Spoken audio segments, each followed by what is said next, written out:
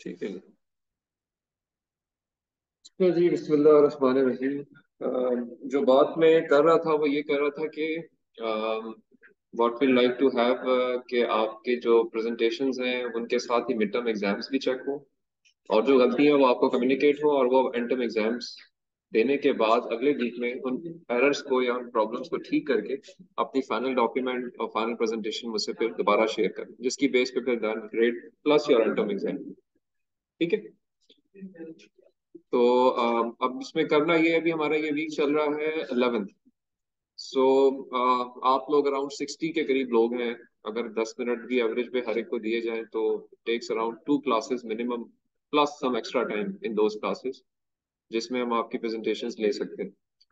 तो उस टाइम के पर्सपेक्टिव से अगर प्लान किया जाए तो जो हमारे वीक्स बनते हैं वो 14th और 15th वीक बनता है, जिसमें आपकी मैं प्रेजेंटेशंस प्लान कर लेता हूँ। तो हमारे पास 2 वीक्स आज के वीक मिलाकर और बनते हैं, जिसके अंदर will try to cover and complete the content, ताकि उसको फिर आप अप्लाई कर सकें अपनी प्रेजेंटेशन में भी और अपने डॉक्यूमेंट में भी। और फिर जो गलतियां होंगी उनमें हम देख लेंगे कि what we can do next, extra time किस तरह से हम और अरेंज कर सकते हैं, प्लान कर सकते हैं।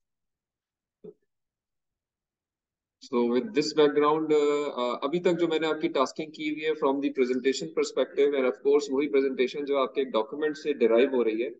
तो आप लोगों ने इंट्रोडक्शन सेक्शन अपने टॉपिक, सबसे पहले तो टॉपिक डिफाइन कर लिया है, सुपरवाइजर डिफाइन कर लिया है, उस पर रिसर्च पेपर्स शॉर्टलिस्ट कर लिए हैं, रिसर्च पेपर्स की क्वालिटी को आपने चेक करने का तरीका समझ लिया है।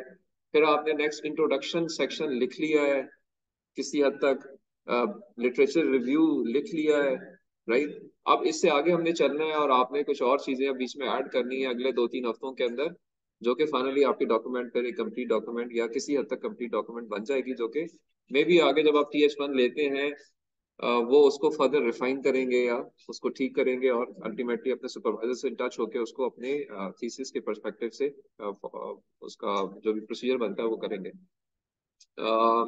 इस हवाले से अब आगे जो हमने चलना है, इंट्रोडक्शन और लिटरेचर रिव्यू, आप में से जिसने नहीं लिखा काइंडली वो थोड़ा सा उस पर आप होमवर्क करें, और उसको ठीक तरीके से लिखे as per the defined and taught pattern.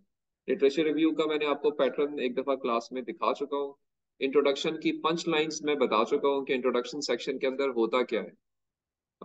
आगे थोड़ी कुछ और आज हम थोड़ा सा और भी उस पर देखते हैं कि डिफरेंट सेक्शंस जो होते हैं एक प्रपोजल डॉक्यूमेंट के प्लस दी थीसिस डॉक्यूमेंट, उनमें क्या क्या चीजें देखनी चाहिए लिखते हुए, क्या चीज इंपॉर्टेंट है, उसको हम डिस्कस आज करेंगे।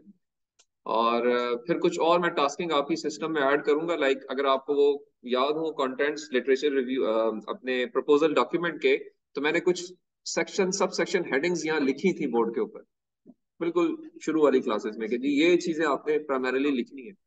तो उसमें if you can see your notes, if you have that in that document में भी, अगर उसको कोई खोल लें आप, तो थोड़ा सा वहां से हम उसको फर्दर देखते हैं कि क्या चीज ऐसी है जो कि आपको अब उसमें आप लिंक कर पा रहे हैं या नहीं लिंक कर पा रहे हैं, क्योंकि अब उस पर आगे आपने फर्दर मूव फॉरवर्ड करना है और उसको और थोड़ा सा अब आगे लेके चलना है। अगर तो वो सामने है कहीं पे तो I request everybody to open it. Online participants भी अगर क्लास में रेगुलर रहे तो इनके पास एक पिक्चर होनी चाहिए जो ग्रुप में शेयर हुई हुई थी, या उन्होंने खुद नोट्स बनाए होंगे जिसके अंदर हमने ये लिखा था कि एक प्रपोजल डॉक्यूमेंट में क्या क्या चीजें लिखी जाती हैं, राइट। सो अगर उसको आप खोल लेते हैं, और maybe I allow somebody from the online participant to share it, I allow the sharing, so अगर वो शेयर करना चाहें तो इसको शेयर भी कर लें, ताकि वो यहाँ पे स्लाइड के ऊपर भी आ जाए। जाफर मेंगल या अली या साजिद में से कोई शेयर करना चाहे। ये साजिद हसन आप तो नहीं है, ये और है। जी आवाज आ रही है आपको जाफर? ये सर मुझे आवाज आ रही है करंटली फोन से सर, मैं ऑनलाइन हूँ। हाँ, मैं रिक्वेस्ट कर रहा हूँ कि अगर आपके पास प्रपोजल डॉक्यूमेंट के वो सब सेक्शन की हेडिंग्स अगर कहीं हैं, जो कि मैंने क्लास में एक दफा एलैबोरेट की थी कि एक प्रपोजल डॉक्यूमेंट में क्या क्या चीजें लिखी जाती हैं, सर मैं फ़ोन से ऑनलाइन हूँ इस टाइम में, तो लैपटॉप में मेरे होंगे, वो इस टाइम मौजूद नहीं है सर। यस जी, अली। फर्स्ट टाइम अली साहब आप नजर आ रहे हैं मुझे, आई डोंट नो, पहले आपसे बात नहीं हो पाई मेरे ख्याल।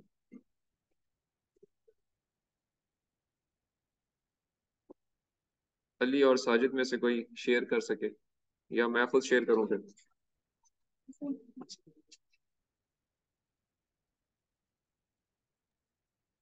सर मैं भी मोबाइल से ही यूज कर रहा हूँ सर। मेरे पास लैपटॉप में है लेकिन लैपटॉप अभी अवेलेबल नहीं है। अच्छा चले, let me share my self now.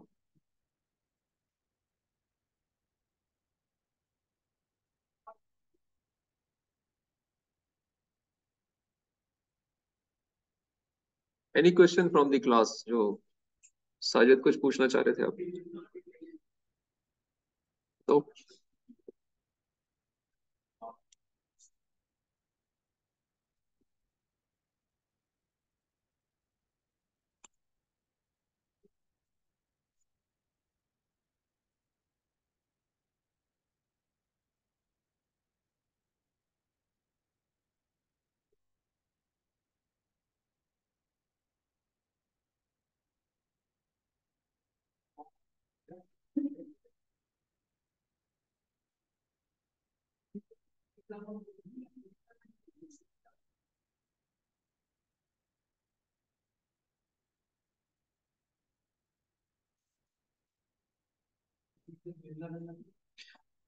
Last lecture में मैंने आपको पॉपुलेशन सैंपल साइज के कुछ तरीके बताए थे। आई होप सबने उसको होमवर्क किया, उसमें जाके डिटेल में देखा है, और अपने डॉक्यूमेंट में उसको आपने इंक्लूड करना है।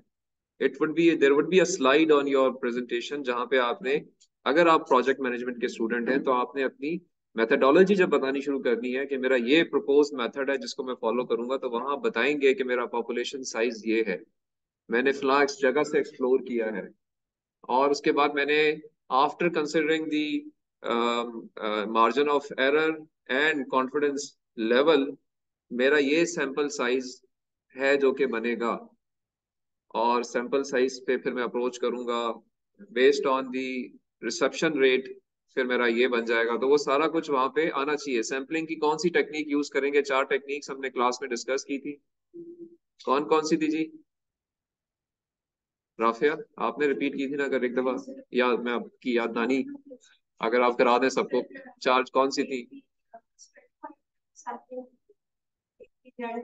एक सिस्टमैटिक, एक कन्वीनियंस, एक 5 टाइप्स थी इसका मतलब? ओके। तो 5 टाइप्स की जो जो डिफरेंट सैम्पलिंग टेक्निक्स थी, आपके केस में कौन सी अप्लाई होती है based on your problem? Now it's as a researcher, as a scholar, it is your homework कि आप सोचें और देखें कि जी मेरे प्रॉब्लम में इनके अंदर से कौन सी specific type of sampling technique मैं यूज करूंगा या करूंगी। ठीक है? तो ये आपने सोचना है। आपको वो पेपर्स भी गाइड करेंगे जिनको आप पढ़ रहे हैं, उन्होंने भी कोई ना कोई अपना मेथड एक्सप्लेन किया होगा कि मैं रैंडम सैम्पलिंग कर रहा हूँ इस वजह से कर रहा हूँ, या मैं स्ट्रेटिफाइड सैम्पलिंग कर रहा हूँ इस वजह से कर रहा हूँ, या मैं क्लस्टर सैम्पलिंग के अंदर हूँ या सिस्टमेटिक सैम्पलिंग के अंदर हूँ इस वजह से हूँ। नहीं भी है तो अब आपने अपने आप को पिच करना है इस सिचुएशन में, और सोचना है कि जी मुझे जो लोगों को अप्रोच करना है, मुझे किस तरह के लोग अवेलेबल हैं, और मेरी जो प्रॉब्लम की रिक्वायरमेंट है वो किस तरह के लोगों की है, मुझे किस तरह की सैम्पलिंग में जाना चाहिए। तो अकॉर्डिंगली आप फिर वो मेंशन करेंगे अपनी प्रेजेंटेशन में भी, और अपने प्रपोज मेथडोलॉजी के उस टेक्स्ट के अंदर भी जो आप लिखेंगे। ठीक है? तो ये जरा जहन में आपने रखना है। Okay, coming on to the, उसके बाद जो मेरे पास लास्ट स्लाइड थी, मैं अगर उसको ही यहाँ पे अभी दिखाऊं।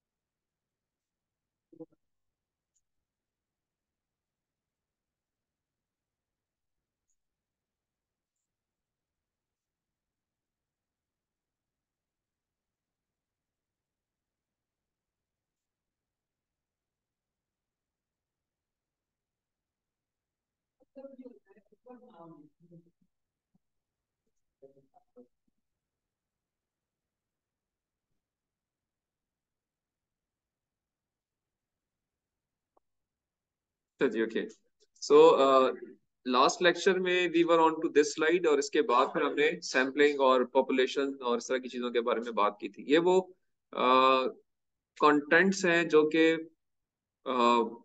ढके छुपे तौर पे इनमें से ही कुछ चीजें आपने अपने प्रपोजल डॉक्यूमेंट में करनी होती हैं, या ये ही चीजें हैं जो कि प्रपोजल डॉक्यूमेंट का हिस्सा होंगी। कुछ चीजें ऐड हो सकती हैं, लाइक अगर वो आप स्लाइड अपने सामने रखें जो मैंने आपको लास्ट क्लास में दिखाई थी, what I can do, I can, ये आपके सामने है, इसको एक दफा देख लीजिए। इसके अंदर आपको नजर आएगा टाइटल की स्लाइड होगी, या टाइटल की डॉक्यूमेंट के अंदर पेज होगा, purpose and importance of study, in fact it is covered with in your introduction section. Introduction की जो पंच लाइंस है वो क्या है, आपने इंट्रोड्यूस करनी होती है अपनी प्रॉब्लम, यानी उसका पर्पस बताना होता है, और फिर आपने इंट्रोड्यूस करनी होती है उसकी इंपॉर्टेंस, कि ये इंपॉर्टेंट प्रॉब्लम है, और फिर आपने अपने मेथड को इंट्रोड्यूस करना होता है कि मेरा मेथड कुछ इस तरह से है। इंट्रोड्यूस करते हैं, डिटेल मेथड यहाँ नहीं होता, वो आखिर में आएगा जब मेथडोलॉजी आपने बतानी है। बट पहले दो जो चीजें हैं, purpose and importance of study, इसके अंदर ये इंट्रोडक्शन सेक्शन का हिस्सा होते हैं। Relationship to previous work is your literature review, where you discuss various papers जो कि similar to your work हैं। इसमें आप baseline paper भी अपना डिस्कस करते हैं, और अकॉर्डिंगली आप उसको लेके चलते हैं। लिटरेचर रिव्यू ही मेजर चीज है आपके इस पूरे डॉक्यूमेंट का। जितना अच्छा लिटरेचर रिव्यू लिखेंगे उतनी अच्छी ये डॉक्यूमेंट बनेगी, उतनी अच्छी आपके एग्जाम होगा जब आप प्रेजेंट करेंगे, क्योंकि everything is being driven by related works, your homework, कि why you have reach to this method, because फला फला फला लोगों ने इस पे काम किया है और इस तरीके से काम किया, समझ। तो जो सेंटर ऑफ ग्रेविटी है इस पूरी डॉक्यूमेंट का, वो आपका लिटरेचर रिव्यू सेक्शन है। और जिस तरह से मैंने आपको क्लास में बताया भी था कि generally speaking introduction section, 2 page का इंट्रोडक्शन सेक्शन आप लिखते हैं मोटे तौर पे, रूल ऑफ थंब, और 5-6 पेजेस का आपका लिटरेचर रिव्यू होना चाहिए, क्योंकि इसके अंदर वो सारे पेपर्स जो कि आप आगे रेफरेंसेस में दे रहे हैं वो आप वन बाय वन डिस्कस कर रहे हैं। और हमने मोटे तौर पे यहाँ बात ये की थी कि लिटरेचर जो आपका प्रपोजल डॉक्यूमेंट होता है, इसमें अराउंड 20-20+ रिसर्च पेपर्स जो है आप डिस्कस करते हैं। जब आप थीसिस लिखेंगे तो अराउंड 40-40+ रिसर्च पेपर्स आ जाएंगे और चीजें ऐड हो जाएंगी। सो ये अगर रूल ऑफ थंब ज़हन में रखें तो उसके पर वो जब 20 के करीब पेपर्स हैं उनको डिस्कस करते हुए आपके 5-6 पेजेस कंज्यूम होने चाहिए, और फिर उनके अंदर से निकलेगा आपका gap, then your gap analysis. अगर आपने वो डॉक्यूमेंट देखी हो जो कि सैंपल के तौर पे दी गई है आपको, तो वहां पे कुछ इस तरह की चीजें आगे अपीयर होती हैं before the going on to the methodology. बीच में कुछ चीजें और इंसर्ट करते हैं आप इस लिटरेचर रिव्यू से डिडक्ट करते हैं कि जी मेरे मेरे इस एग्जिस्टिंग लिटरेचर में होमवर्क में गैप्स क्या है। वो गैप्स निकालने के बाद आप अपने रिसर्च क्वेश्चन बेस करते हुए रिसर्च ऑब्जेक्टिव्स पे ऑब्जेक्टिव्स डिफाइन करते हैं और रिसर्च क्वेश्चंस लिखते हैं कि जी ये मेरे ऑब्जेक्टिव्स हैं बेस्ड ऑन गैप्स, उन ऑब्जेक्टिव्स की बेस पे ये रिसर्च क्वेश्चन है। और अब इन रिसर्च क्वेश्चंस को चूंकि जवाब देना है, तो फिर ये मेथडोलॉजी का सेक्शन आ जाता है कि जी मैं इस तरीके से काम करना चाहूंगा, और मेरी डाटा कलेक्शन जो है वो अगेन इस तरह की सैम्पलिंग होगी, इस तरह का जो है वो पॉपुलेशन साइज होगा, इस तरह का जो है वो मैं इसके अंदर मार्जिन ऑफ एरर रख सकता हूँ, वो आप डिस्कशन यहाँ पे सेक्शन के अंदर इंक्लूड करते हैं। सो दिस मेक्स अराउंड 14, 15, 16, 15 से 20 पेजेस की ओवरऑल डॉक्यूमेंट आती है, बन जाती है मोटे तौर पर। टाइम टेबल से मुराद टाइम लाइंस हैं। आपके आपके इस डॉक्यूमेंट में टाइम लाइंस भी होनी चाहिए, वो मैं आज आपको दिखा भी देता हूँ कि समथिंग लाइक दिस, जो हम यहाँ पे बात करते हैं कि आप एक गैंट चार्ट बनाते हैं कि मैं अपने काम को किस तरह से डिस्ट्रीब्यूट करूंगा, और इस गैंट चार्ट को वहां पे आप प्लेस करते हैं अपने डॉक्यूमेंट में। मैं लिटरेचर रिव्यू करूंगा, मैं कोई सॉफ्टवेयर सीखूंगा, फिर मैं अपना प्रपोजल अपना थीसिस लिखना शुरू करूंगा, इम्प्लीमेंटेशन की स्टेज होगी वो करूंगा, परफॉर्मेंस एवेल्यूएशन करूंगा, अल्टीमेटली मेरे जो थीसिस डिफेंस है वो इस महीने में प्लान किया जा सके। तो एक टाइम लाइंस का आप एक सेक्शन भी मेंशन करते हैं अपनी प्रपोजल डॉक्यूमेंट में। जो आपसे सैंपल डॉक्यूमेंट शेयर किए हुए वहां पे ये चीजें ऑलरेडी आप देख सकते हैं एज अ रेफरेंस कि किस तरह से ये चीजें लोगों ने की हुई है, और ऑब्जेक्टिव्स के अंदर से क्वेश्चन निकले।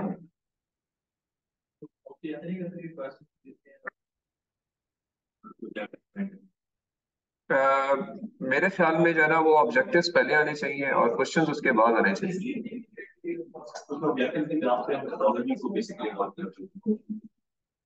मैं इसको इस तरह समझता हूँ कि ऑल्दो दोनों अप्रोचेस एग्जिस्ट करती हैं, बट ये कि मैं ऐसा समझता हूँ कि गैप्स आपके पास आ गए। अब गैप्स के अंदर से आप सोचेंगे कि मेरे क्या ऑब्जेक्टिव, इसके अंदर से किन गैप्स को मैंने एड्रेस करना है।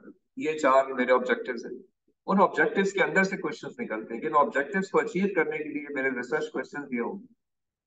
लेकिन ये बोथ वेज इज थिंकिंग। आपकी सोच अगर ये है कि आप समझते हैं कि रिसर्च क्वेश्चंस मैं ऑब्जेक्टिव से गैप से निकालूंगा, उनसे ऑब्जेक्टिव बनाऊंगा, ये भी कुछ लोग सोचते हैं। अच्छा, लेट्स सी, ये तो मेरी थिंकिंग है ना, हम इसको एक्सप्लोर कर लेते हैं कि should research objectives be coming first और क्वेश्चंस। आप जरा देखिए अपना किस तरह सर्च करेंगे। एवरीबॉडी टू सर्च करें जरा, थोड़ा अपने क्वेश्चन किया मैंने, आपने सुना नहीं? क्वेश्चन होते हैं उसके बाद, इसीलिए मैंने काम किया कि थोड़ा करेंगे ना तो आप जरा क्लास में आ जाएंगे। अभी क्लास में नहीं है, आप कहीं और है इस टाइम पे। आपकी यूनिवर्सिटी क्लास में आप लोग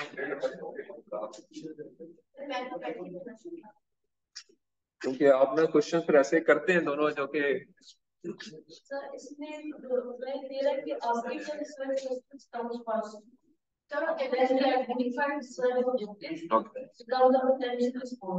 ओके। ये आपने कहाँ पे सर्च किया, इसको एक्सप्लोर किया? अच्छा, आपने गूगल प्रॉम्प्ट पे किया। तो मैं चैट जीपीटी से भी पूछता हूँ, लेट्स सी वो क्या कहता है।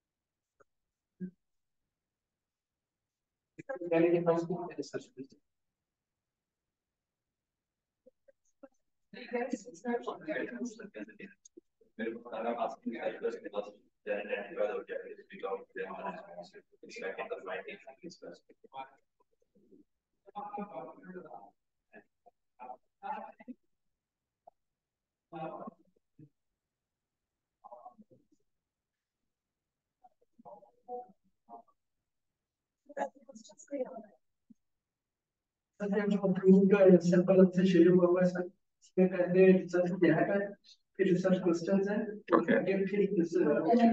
ओके, इट मींस कि research questions should be first then, बस क्योंकि दो तीन सोर्सेस। नहीं नहीं, इंट्रोडक्शन तो या बाद में इंट्रोडक्शन की इन्होंने सब वो आइडिया से जो एकदम से वो शेडिंग होगा, वो अप्रूव्ड इस तरह से है कि वो एक अप्रोच है, आप उसको भी फॉलो कर सकते हो। लेकिन ये कि आई वुड रिकमेंड कि आप इंट्रोडक्शन को इंट्रोडक्शन के तौर पे लिखें, फिर लिखें लिटरेचर रिव्यू, उसके बाद फिर आ जाएं आप गैप एनालिसिस के ऊपर।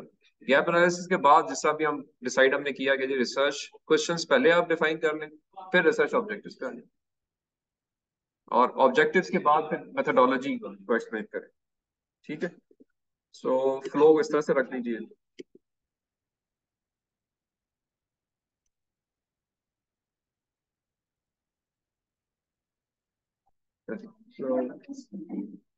हाँ जी, कुछ सर इंट्रोडक्शन जैसे काफी सर्टिफिकेट में किया है, इंट्रोडक्शन में भी उन्होंने कुछ बताया कि पीडीएफ में किया ये मतलब मैं कहना चाह रही हूँ कुछ कह रहे थे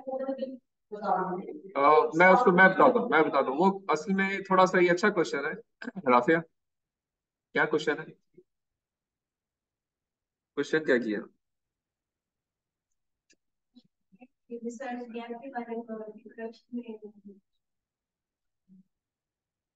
की बात है, यही सवाल है। मुस्तकिल क्लास में नहीं है आप, चौथी दफा प्रॉम्प्ट किया मैंने आपको। सर अभी पेमेंट्स जरूरी और अर्जेंट किसी टाइम पे पेमेंट्स कर रही हैं किसे? सर 3 लाख फाइनल होगा, मैंने अभी अभी दे दिया।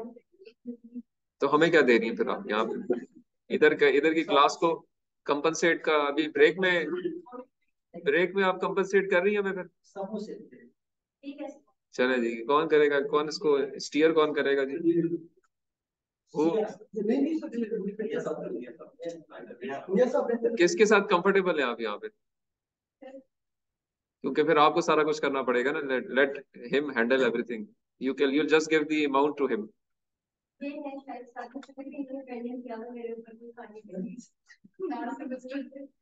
तो मियाँ शायद फिर आप स्टीयर कर लें, वो फौरन हो जाए, या आप कर लें, क्या ख्याल है? तो let Iram be the steering, she will.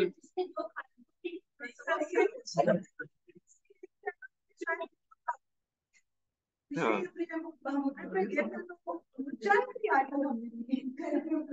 चले, आसानी करते, चले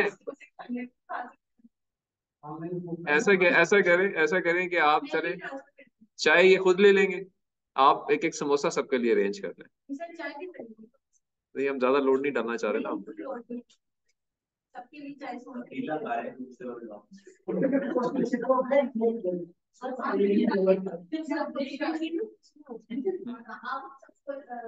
आप कर लीजिएगा।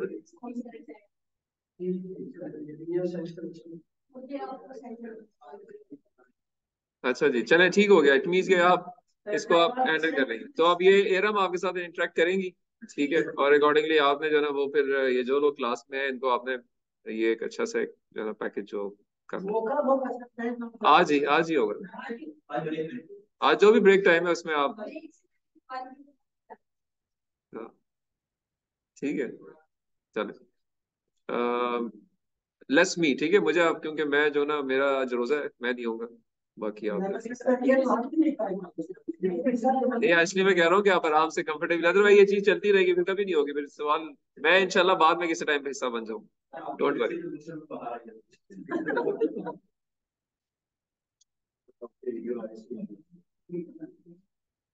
अच्छा, आप सवाल सुन लें, इनका सवाल था जी, रिपीट कर दें।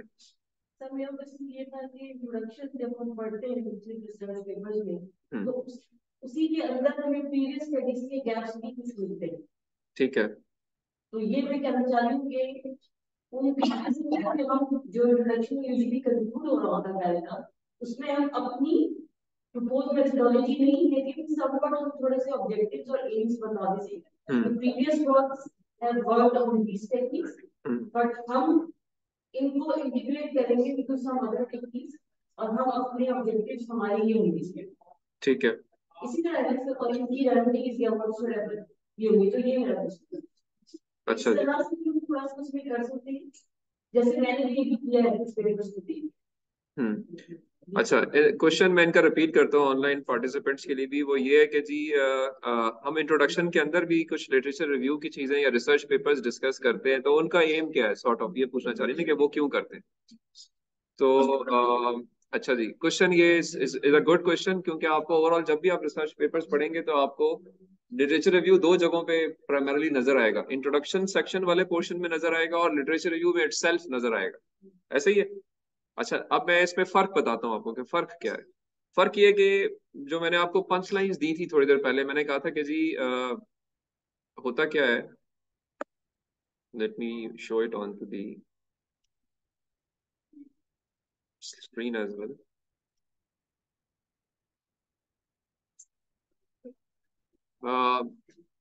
होता ये है मियाँ शायद कि आप जब इंट्रोडक्शन सेक्शन के अंदर जो पंच लाइन थी वो हमारी ये थी कि जी हमने बताना क्या क्या है कि मेरे जो प्रॉब्लम है इसको इंट्रोड्यूस करूंगा और प्रॉब्लम की इंपॉर्टेंस बताऊंगा। मैंने ये कहा था ना कि जी प्रॉब्लम की इंपॉर्टेंस बताऊंगा और अपने अपने सोल्यूशन को भी इंट्रोड्यूस करूंगा। ऐसी है गुल साहब।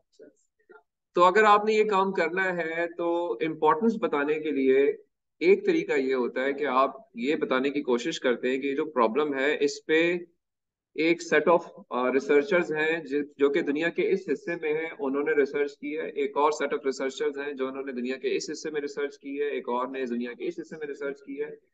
तो वो जो रेफरेंसेस यहाँ पे आ रहे होते हैं वो प्योरली इस मकसद से आ रहे होते हैं to introduce the globality of that problem, right. So इधर वो पेपर सेलेक्ट करके लिखे जाते हैं जो कि सॉर्ट ऑफ प्रॉब्लम की यूनिवर्सल नेचर को इंडिकेट कर रहे हो, ठीक है।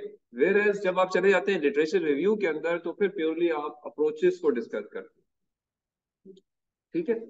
नंबर वन, एक तो वो कि ग्लोबल नेचर इंडिकेट हो। सेकेंडली, जब आप किसी मसले की इंपॉर्टेंस बता रहे होते हैं तो आप कुछ स्टैटिस्टिक्स भी दे रहे होते हैं, तो स्टैटिस्टिक्स के लिए भी तो आप रेफर करेंगे ना कि ये फलां बंदे ने इस तरह से स्टैटिस्टिक्स कुछ दी है, ये फलां जगह पे कुछ इसका डाटा अवेलेबल है, ये फलां जगह पे कुछ इस तरह का काम हो रहा है। तो वो रेफरेंसेस भी वहां पे आपको नजर आएंगे इंट्रोडक्शन सेक्शन के अंदर। तो ब्रॉडली अगर अपनी अपनी थिंकिंग को लाइन करें तो ये दो जगह पे रेफरेंसेस होने चाहिए, लेकिन वहां पे मकसद कुछ और है। तो अकॉर्डिंगली अब आप सॉलिसिट करें अपने डाटा को कि मेरे ऐसे कौन से रिसर्च पेपर है जिधर से मुझे कुछ डाटा सपोर्टिंग डाटा मिल रहा है to support my research problem. ठीक है मैडम शमी? सर एक क्वेश्चन छोटा सा है। हाँ, लेकिन लेकिन देखिए आप, क्योंकि हर बंदे को चीज पता नहीं होती ना, तो आप कुछ आपको ऐसे पेपर्स भी नजर आएंगे, ऐसे काम नजर आएंगे जिसमें लोगों ने बस दोनों जगह पे चीजें रखी हुई, इधर भी डालेंगे उधर भी डालेंगे, ठीक है, क्योंकि वो उस तरह से ट्रेन होके नहीं आए होते। They just do it and by doing they start learning, और आहिस्ता आहिस्ता आहिस्ता मे बी पहले पेपर में यही गलतियां करेंगे, दूसरे में भी करेंगे, फिर कोई समझाएगा, आहिस्ता आहिस्ता आहिस्ता जो एक मैच्योर्ड राइटर है वो आपको ये गलती करता नजर नहीं आएगा, ठीक है। तो ये इस तरह से आप बाइफरकेशन कर सकते हैं मोटे तौर पे। अब मियां शायद आपका सवाल पूछते और सर किस तरह आप पेपर्स हम देखते हैं इंट्रोडक्शन में कुछ दिया होता है, हैं, ठीक है। तो हम न्यूज़पेपर पढ़ने को इस तरह अच्छा, मेरा रोजा जो है ना वो समोसों का है, ठीक है, पानी का। तो उसको जब हम देखते हैं तो उसी पेपर से हर कोई चुनता उठा के वही इंट्रोडक्शन में लिख देते हैं। ठीक है ठीक है। फिर आगे हम लिखेंगे। तो आपने कहा कि बीच पेपर के दौरान जो है वो आप जो रेफरेंस यूज कर रहे हैं उस बंदे के पेपर में जो शॉर्ट टर्म से या उसने जिसने काम किया एड्रेस किया और जिस पे उसने काम किया है, तो ये दोनों चीजें उसमें हम हाँ, मैं अगर आपका सवाल ठीक समझ पाया हूँ तो आप कह रहे हैं कि इंट्रोडक्शन में मैं जो आप बता रहे हैं, तो आप इंट्रोडक्शन के अंदर कुछ बता रहे हैं कि वहाँ क्या लिखूंगा मैं?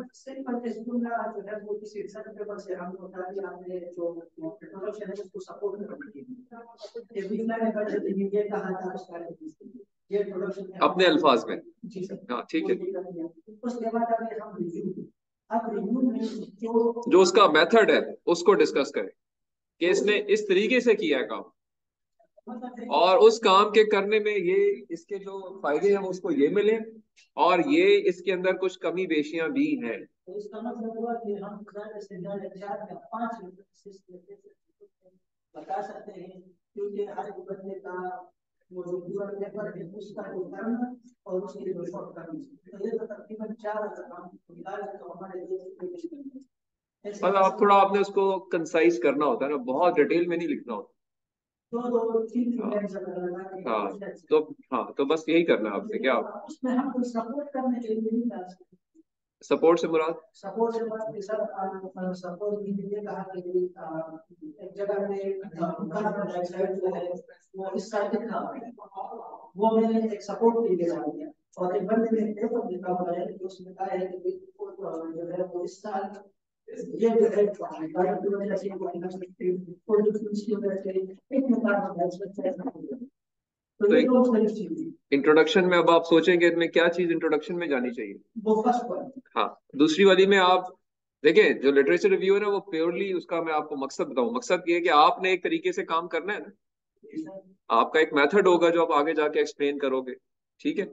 उस मेथड की तरह के लोगों ने और मेथड यूज किए हुए, लिटरेचर रिव्यू में प्योरली उनके मेथड्स डिस्कस होते हैं कि मिस्टर मियां शाहिद ने कार्बन मोनोऑक्साइड को कंट्रोल करने के लिए जो मेथड इस्तेमाल किया वो ये किया, ABCD स्टेप फॉलो किए, इसके करने से ये फायदे हुए, इसने जो रिजल्ट कोट किए उसमें उसने ये फायदे हासिल किए। लेकिन मैं चूंकि अब इधर से देख रहा हूं तो मैंने और भी पेपर पढ़े, मुझे नजर आता है कि ये फला फला शॉर्ट कमिंग्स भी थी, यहाँ पे आपका इनपुट आ जाएगा। हो सकता है उस पेपर ने खुद भी बताया होगा जी मैंने ओके 10 चीजें एड्रेस कर ली हैं, 2 चीजें नहीं की हैं, आप वो भी वहां से पिक कर सकते हो।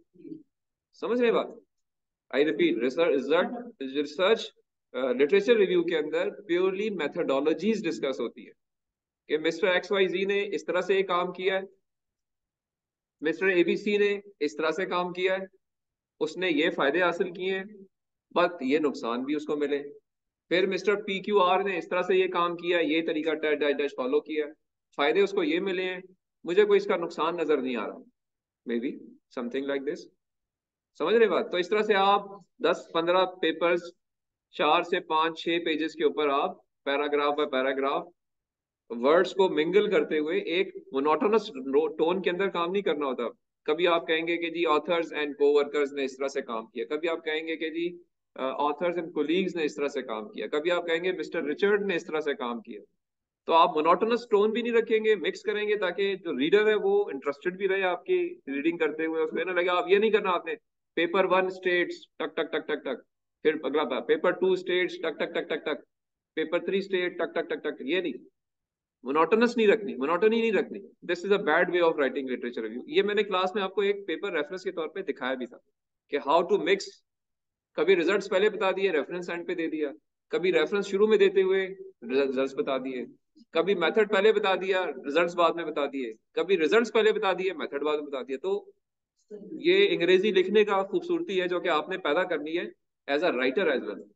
तो अब ये ट्रिकी सिचुएशन है कि आप राइटर नहीं है लेकिन राइटिंग करनी है, और करनी भी कंसाइज उस स्टाइल में करनी है जो कि अफसानवी जुबान नहीं होती। यानी टार्जन की कहानी नहीं लिख रहे आप, या उमर यार की कहानी नहीं लिख रहे आप, ठीक है, या 3 औरतें 3 कहानियां नहीं लिख रहे, सही है ना, आप लिख रहे हैं एक रिसर्च पेपर। सो अकॉर्डिंगली वो भी जहन को आपने जगा के रखना है। हमारा इशू ये है कि हम सारे के सारे सारी उम्र पढ़ते वो स्टोरीज हैं जो कि ड्रामाई होती हैं, अफसानवी होती हैं, प्यार मोहब्बत की होती हैं, इश्क माशूकी की होती हैं, लेकिन जब इधर आके लिखना पड़ता है तो ये इश्क माशूकी तो नहीं है ना। तो इसमें फिर वो चीज ऑटोमेटिकली दिमाग में पीछे चल रही होती है, तो आप वही चीजें ले भी आते हैं बीच में ना चाहते हुए भी। थर्ड थर्ड वो आप कहेंगे ना कि सिक्स सेंस है, लिखते हुए आप ले आएंगे, आप कहेंगे लॉन्ग टाइम अगो जी, पुराने जमाने का जिक्र है, यहाँ भी लिख देंगे आप, ठीक है, जबकि ऐसा यहाँ लिखने की जरूरत नहीं होती। तो यही चीजें हमें, जब गोरे हमारे पेपर रिव्यूज करते हैं ना, जब हमारे इनिशियल राइटिंग होती है, वो जाता है किसी गोरे के पास, वो कहता है ये क्या लिख रहा है, तो हमारे पेपर इसलिए रिजेक्ट नहीं होते कि हम टेक्निकली अच्छे नहीं है, इसलिए रिजेक्ट होते हैं कि हमारी अंग्रेजी जो है वो because of this reason influence वो थोड़ी ड्रामाई और अफसानवी है, नेचर उसकी इस तरह की है। कोई हमें ट्रेन नहीं किसी ने किया या बताया ही नहीं है, बस हम समझते हैं ठीक कर रहे हैं, जब ठीक कर रहे हैं तो वो ठीक होता नहीं है। ठीक है जी। तो इस पर्सपेक्टिव में बहुत सारी गलतियां हम करते हैं, उनको हमने मद्देनजर रखना है। वो कुछ गलतियां मैं इंडिकेट भी आपको करूंगा, ठीक है। ऑनलाइन पार्टिसिपेंट्स को जी आवाज आ रही है ना मेरी? Yes yes sir. सर। अच्छा जी, कम लोग हो गए वैसे, आहिस्ता आहिस्ता जो है ना वो लोग जो है वो अभी ऑनलाइन कम आने शुरू हो गए हैं। आप लोग भी ऑनलाइन होते थे इसलिए आज नजर नहीं आ रहे, चले, इसका मतलब ये है कि वजह कुछ खैर। नसीर को आवाज आ रही है जी मुझे मेरी? नसीर,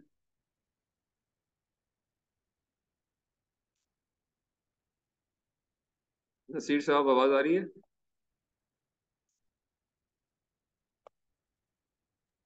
सर आ रही है आवाज। अच्छा, काफी दिनों से गायब हैं आप, आज काफी दिनों बाद आए हैं। नहीं सर, पिछली क्लास ली है मैंने। अच्छा अच्छा, गुड। तो किधर है अभी, स्टेशन किधर है आप इस वक्त? सर, बलूचिस्तान में। बलूचिस्तान तो पूरा सूबा है, हर जगह पे आपकी प्रेजेंस है। किस शहर में? सिहान में सर। अच्छा अच्छा, ये नाम तो मैंने पहली दफा सुना है वैसे, सिहाल। जी सर, ये नुकुंडी से आगे मशकेल है, मशकेल से आगे सिहान है, बॉर्डरिंग पंचकूल सर। नौकंडी भी पहली दफा सुना है, मुश्किल भी पहली दफा सुना है। बहरहाल गुड, अच्छी बात है। चलें, एंजॉय कर रहे हैं, अच्छे खुश हैं, या कोई मसला मसाइल में तो नहीं है ना? नहीं सर, अल्लाह का शुक्र है। हाँ, क्यों इंटरनेट तो माशाल्लाह बहुत जबरदस्त चल रहा है, आपका आवाज मुझ तक आ रही है, इट मींस कि it's a good place where everything is perfect.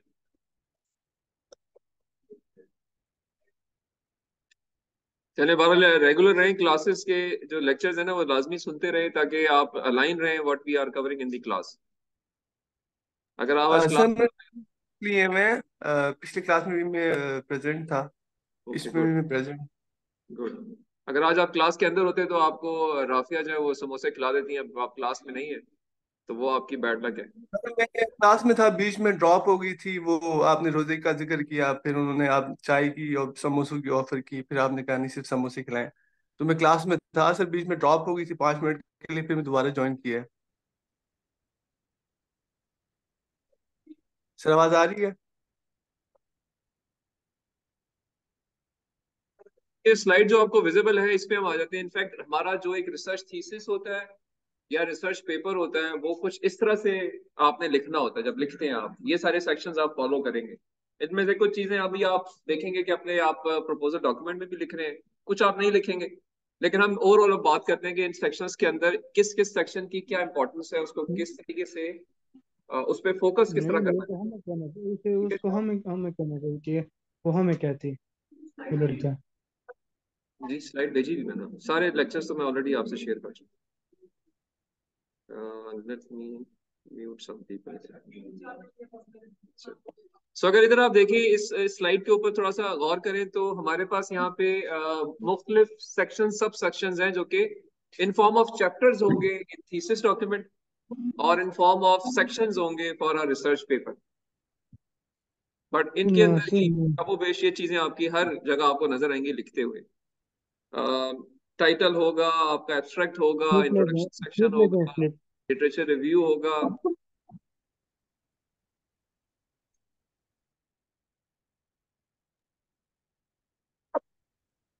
फिर आपके पास कुछ मेथोडोलॉजी सेक्शन होगा, फिर आपके रिजल्ट्स होंगे, फिर कंक्लूजन्स होंगे, और इस तरह से अगर आप रेफरेंसेस होंगे। थीसिस के अंदर एक्नॉलेजमेंट्स भी होती हैं, अपेंडिसेस भी होते हैं। अगर कोई रिसर्च पेपर पब्लिश किया हुआ है तो वो अलग से अपेंडिक्स में डाल देते हैं, कोई बैकग्राउंड वर्क है वो अपेंडिक्स में डाल देते हैं। तो एक थीसिस के अंदर ये इनमें से मुख्तलिफ नहीं चीजें पता हो मुझे सकती हैं, स्लाइड क्या और हुआ है। पेपर में कुछ चीजें और हो सकती हैं। ठीक है। हाँ, ये कौन साहब है पता जी नहीं जो, क्या है।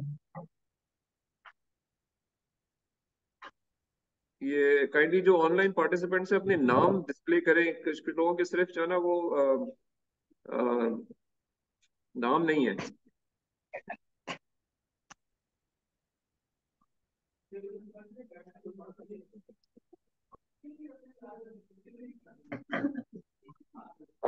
आवाज नहीं जाती।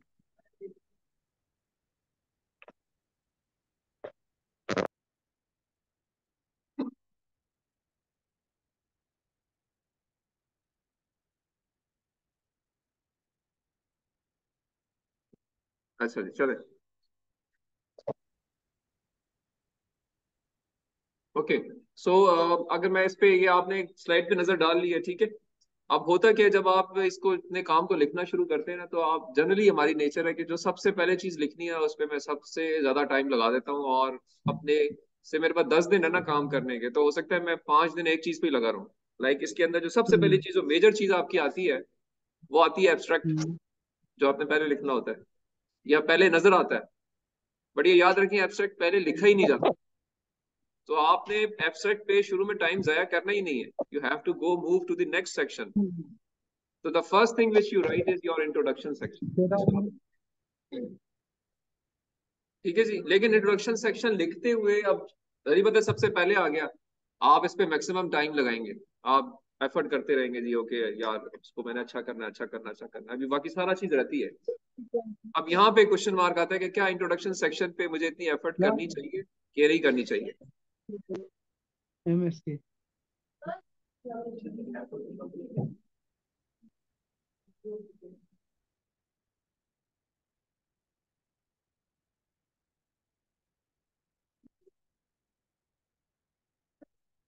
क्लैरिटी होनी चाहिए कि आप जो चीज बता रहे हैं, करने जा रहे हैं, बिजनेस ना हो आगे जाके, या फिर शुरू में ही बिजनेस ना हो, ये क्या है। ठीक। थोड़ा सी क्लैरिटी होनी चाहिए, कंसाइज हो, क्लियर हो। अभी वन बाय वन करते हैं जी। देखिए, जो सबसे इंपॉर्टेंट चीज है ना आपके प्रपोजल डॉक्यूमेंट में, रिसर्च थीसिस में या रिसर्च पेपर में, सबसे इंपॉर्टेंट चीज is the title. Because title के ऊपर आपके पेपर को या आपके काम को देखने वाला जज करेगा कि यार ये वाकई एक अच्छी चीज है या ये ऐसी फालतू की चीज है। एग्जाम्पल ये कि आपने जब रिसर्च पेपर सर्च करने शुरू किया,